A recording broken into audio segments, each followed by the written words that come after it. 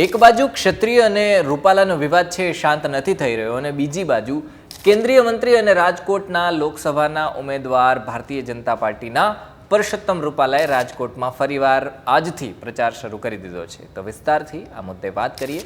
નમસ્કાર, vibes of India સાથે હું સમીર। કેન્દ્રીય મંત્રી પરસોત્તમ રૂપાલાએ આજે ફરીથી રાજકોટ લોકસભા વિસ્તારમાં પ્રચાર કરવાની શરૂઆત છે એ કરી દીધી છે। હમણાં થોડા સમય પહેલાં પણ પ્રચાર શરૂઆત કરી હતી, પણ પછી દક્ષિણ ભારત જતા રહ્યા હતા। વાલ્મીકી સમાજના કાર્યક્રમમાં એમણે વિવાદિત નિવેદન આપ્યું હતું અને પછી એ પરસોત્તમ રૂપાલાને ભારે પડી ગયું હતું। પણ ભારતીય જનતા પાર્ટીના સમર્થન બાદ રૂપાલાએ ફરીથી પ્રચાર છે એ નવા જોશથી શરૂઆત કરી દીધી છે। એમણે આજે દક્ષિણ ભારતમાંથી આવ્યા બાદ રૂપાલાએ રાજકોટમાં ડોર ટુ ડોર પ્રચાર કર્યો હતો। કેન્દ્રીય મંત્રી પરસોત્તમ રૂપાલાએ રાજકોટના કુવાડવા રોડ પર આવેલી સોસાયટી અને દુકાનોમાં જઈ અને ભારતીય જનતા પાર્ટીને જીતાડવા માટે અપીલ કરી હતી કે ભારતીય જનતા પાર્ટીને તમે મત આપો। તો લોકો રૂપાલાનું ફૂલ ઉડાવી અને સ્વાગત કરી રહ્યા હતા।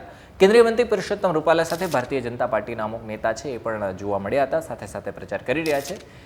એમની સાથે મોહન કુંડારિયા, રામ મોકરિયા, રાજકોટના મેયર રાજુભાઈ ધ્રુવ, ઉદય કાનગડ સહિતના જે કાર્યકર્તાઓ છે એ પ્રચારમાં પરસોત્તમ રૂપાલા સાથે જોડાયેલા છે અને એમને મદદ કરી રહ્યા છે। બીજી બાજુ જો આપણે વાત કરીએ કે રાજકોટમાં તો ફૂલ ઉડાવીને સ્વાગત કરવામાં આવી રહ્યું છે, પણ બીજા ગામડાઓમાં ગુજરાતમાં સમાજના જે ક્ષત્રિય સમાજના લોકો છે એ પોસ્ટર લઈ અને વિરોધ કરી રહ્યા છે। હવે રાજકોટથી જ્યારે વાત કરીએ આપણે કે પરસોત્તમ રૂપાલાને ટિકિટ નહીં કાપવામાં આવે તો પછી કોંગ્રેસે એવી રીતના રણનીતિ કરી છે અહીંયાના જે સ્થાનિક નેતાઓ છે એમણે કે તો જે પરેશ ધાનાણી છે કોંગ્રેસના, એમને પરસોત્તમ રૂપાલાની સામે લડાવવામાં આવશે જો ટિકિટ નહીં કપાય તો। અને હવે અત્યારની પરિસ્થિતિ મુજબ બધું ઠંડુ થઈ ગયું છે અને લાગી રહ્યું છે કે પરસોત્તમ રૂપાલાની ટિકિટ નહીં કપાય અને આગળ હવે શું થશે તો જોવાનું રહેશે। તમે જોડાયેલા રહો, તમામ અપડેટ સાથે અમે તમને સમાચાર આપતા રહીશું। ધન્યવાદ।